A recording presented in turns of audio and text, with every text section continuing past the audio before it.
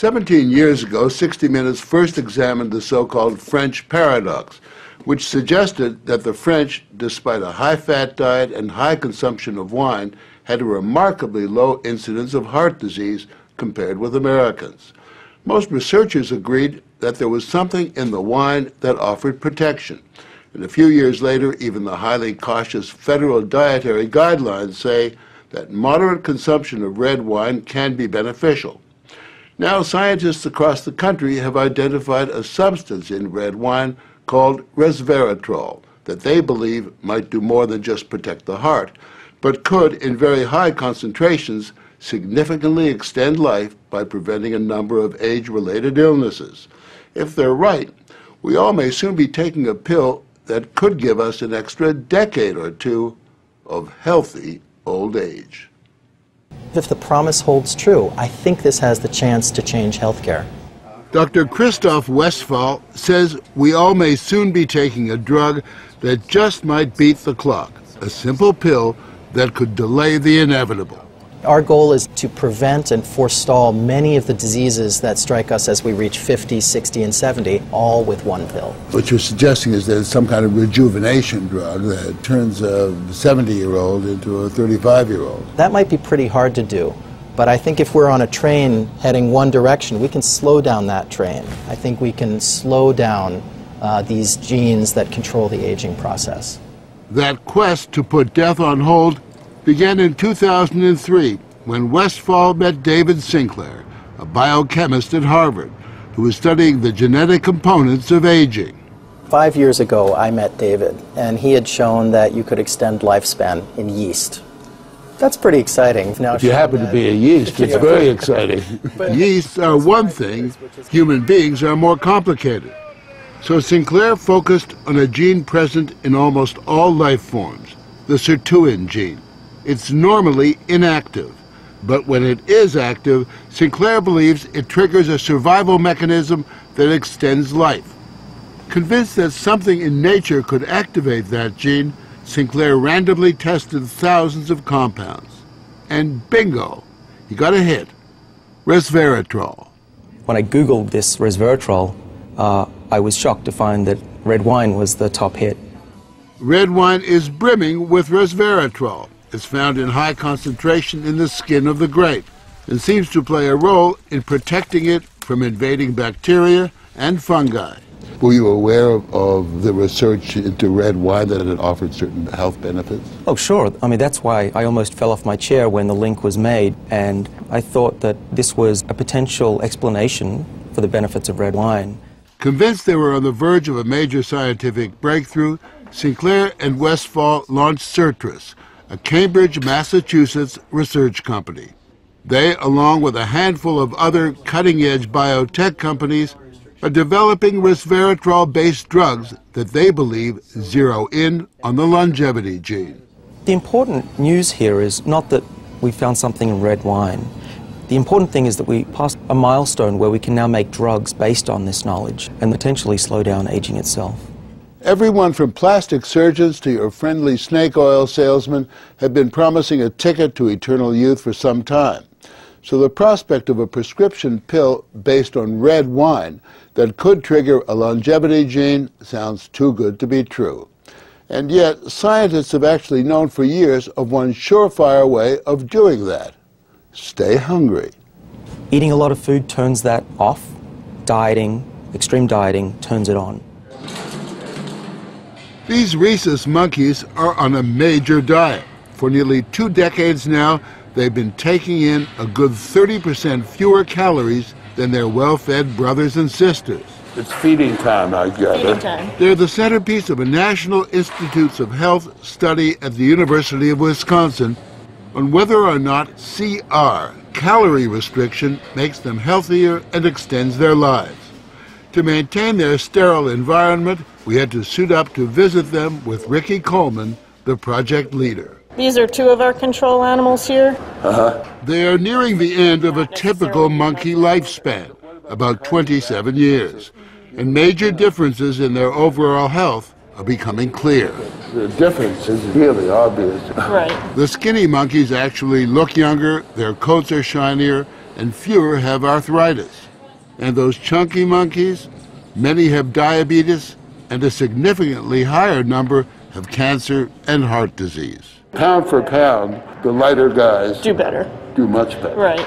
Dr. Richard Weindruck, who heads up the study, believes that calorie restriction turns on these monkeys' genetic survival switch. A hungry life seems to lead to a longer life.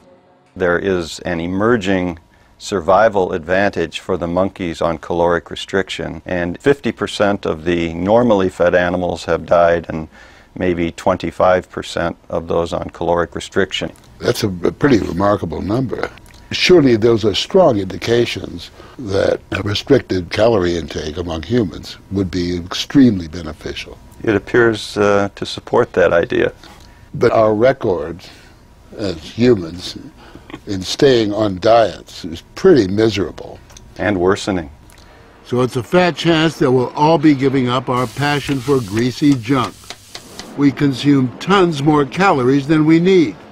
But believe it or not, there are some Americans who just revel in their hunger. I basically just have one meal a day. Meet the Skinnies, members of CRS, the Calorie Restriction Society, a group that's been severely restricting their calories for years now.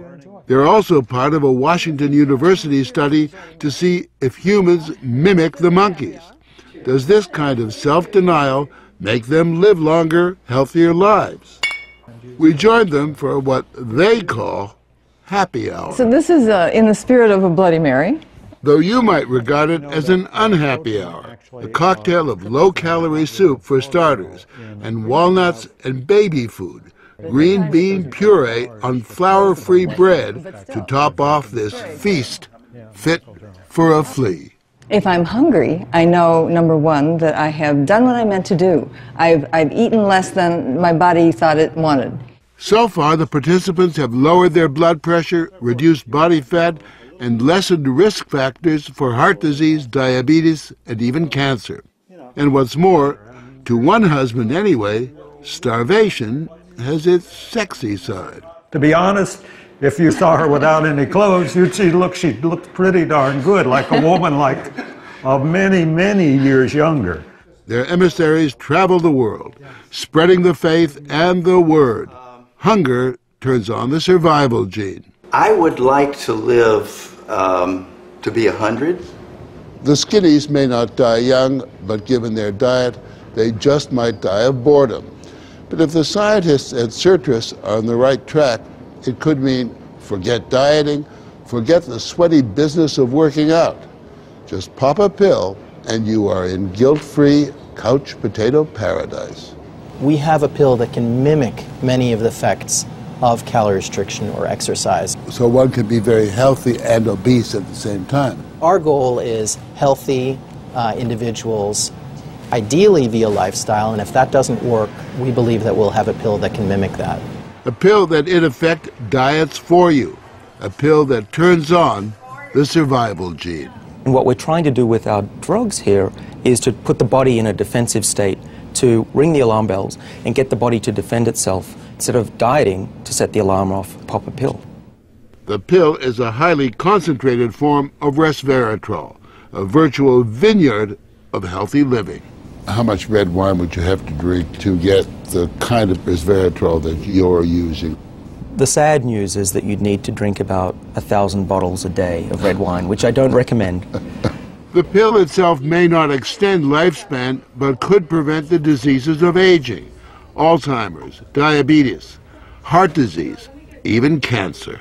What we're talking about is activating the body's natural genetic defenses against diseases, and that's very powerful if we can harness that. Resveratrol has been tested on mice and the results have been encouraging. In this test video provided by Certris, both of the mice have been fed a high-fat diet for 12 weeks. But when placed on a treadmill, the mouse on the right ran twice as far. He was taking high concentrations of Resveratrol. You have fat mice and you have fat mice with Resveratrol, and the ones that are on Resveratrol, they can run twice as far and they live longer, about 20% longer. Other studies showed that among mice fed a high-fat diet, those given resveratrol didn't gain as much weight as those not given the drug. Sinclair believes that resveratrol actually changes the physiology of the mice. The proof, he says, is in the post-mortem. Their organs looked pristine, youthful, fat-free, and their physiology was just like they were dieting, but they were fat. Convinced they were on the right path, they fast-tracked the drug into human trials on people with untreated diabetes, and the results were impressive. It significantly lowered glucose and insulin levels without the patients changing their diet or taking any other drugs. Originally, our hope was that you'd be able to prevent diseases of aging. What we ended up seeing is actually you could therapeutically intervene in patients who have diseases of aging, and that was unexpected. Yeah, the diabetic patients have high blood sugar, and the molecules bring it down. That's treatment, that's not prevention. Sirtris is now developing what they say is a much more potent synthetic version of resveratrol that will also soon go into human trials, this time on cancer patients. I keep on thinking, you know, what used to seem like it was science fiction, I actually believe the biology is right, and if we're right, this may be the most important thing that we're going to do in our lives. Possibly, but it is important to remember that 9 out of 10 drugs that look good in mice ultimately fail in human trials. Still, the speed and results generated by Sirtris and the resveratrol drugs are unusual, and Sinclair believes these drugs will not only keep people living longer, but will keep them healthy longer. What we're talking about is potentially making a 90-year-old as healthy as a 60-year-old. A 90-year-old can play tennis and see their great-grandkids graduate from college. People will live active, healthy lives and then die quietly in their sleep, and that's really the aim here with these medicines. Are we on the edge of maintaining active lives into our hundreds, for example? Well, we've certainly passed a corner in terms of the science, and someone's going to achieve it, and if it's not us, it's going to be someone else. But the question that most of us want answered is, when do we get this pill? I would say 5 years, to be conservative, that this will happen within our lifetimes. I'm fairly certain about that. One measure of the potential of this research, Dr. Sinclair and Dr. Westfall's little startup company was recently bought by the pharmaceutical giant GlaxoSmithKline for almost $750 million.